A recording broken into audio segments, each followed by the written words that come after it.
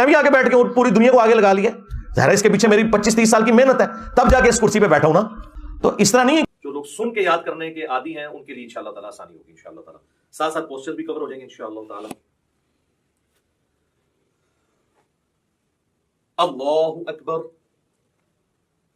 सुबहानक अल्लाहुम्मा। अता बिन अबी रबाह ने किससे सीखी नमाज? अब्दुल्लाह इब्न जुबैर से। अब्दुल्लाह इब्न जुबैर ने किससे सीखी? अबू बकर as-सिद्दीक से, और उन्होंने रसूलुल्लाह सल्लल्लाहु अलैहि वसल्लम से।